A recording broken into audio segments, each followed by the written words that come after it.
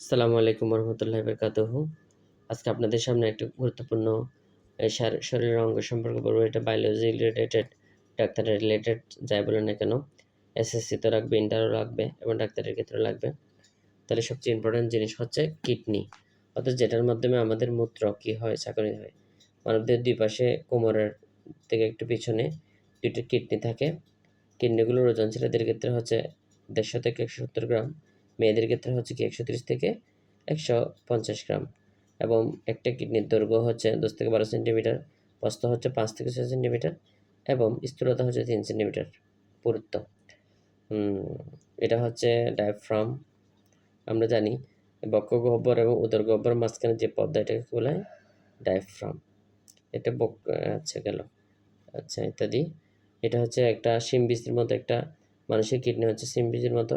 এটা হচ্ছে অবতল অংশ। অবতল অংশকে কি বলে? হাইলাম, এবং একবচন এটা বলে হাইলাস। আচ্ছা, এবার আসি একটা কিডনির বর্ণনা। একটা কিডনি দেখেন শিমবিচের মতো, কিডনিটা প্রায় শিমবিচের মতো। তাহলে এর বাইরের দিকে, শিমবিচের এই বাইরের দিকে এটা পুরোটা ক্যাপসুলার স্পেস। পুরোটা হচ্ছে কি ক্যাপসুলার স্পেস, এবং বাইরের দিকে স্তরটাকে বলে কর্টেক্স, এবং ভিতরের দিকে স্তরটাকে বলে কি মেডুলা। আচ্ছা, কর্টেক্স এবং মেডুলা গেল।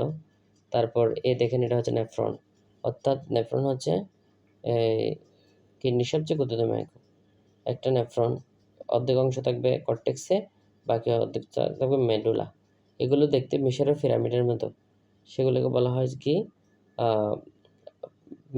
Renal pyramid. সেগুলোর নাম এখানে কি লেখা আছে? এটা হচ্ছে মেডুলা। আচ্ছা, ত্রিভুজের মধ্যে রেনাল পিরামিড লেখা আছে। রেনাল পিরামিড, পিরামিডের একদম সোজা এখানে মুখের অংশটাকে বলে পেপিলা। মূত্র প্রথমে এখানে প্রসেসিং হয়। প্রসেসিং হওয়ার পরে সংগ্রহ নালিকা হয়ে রেনাল পেপিলা হয়ে রেনাল বডি এবং রেনাল পেপিলা হয়ে এটা হচ্ছে পেলভিস। পেলভিস মুক্ত হবে এবং পেলভিসের পরে ইউরেটার, এটা হচ্ছে ইউরেটার। এটা হচ্ছে পেলভিস আর এটা হচ্ছে ইউরেটার হয়ে এটা মূত্রথলিতে জমা হবে। মূত্রথলির এতে 450 মিলিলিটার মূত্র ধারণ করতে পারে ইউরিনারি ব্ল্যাডার।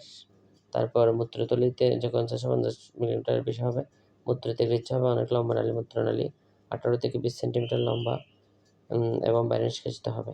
এভাবে মানুষের শরীরে এদিকে একটা কিডনি আসবে আর এদিকে একটা কিডনি আসবে, যেটা আমি আঁকি নাই। দুইটা কিডনি থেকে কি নাইট্রোজেনগুলো পর্যাপ্ত প্রসেসিং হয়ে এখানে এসে জমা হবে এবং পরে দেহ থেকে নিষ্কাশিত হবে।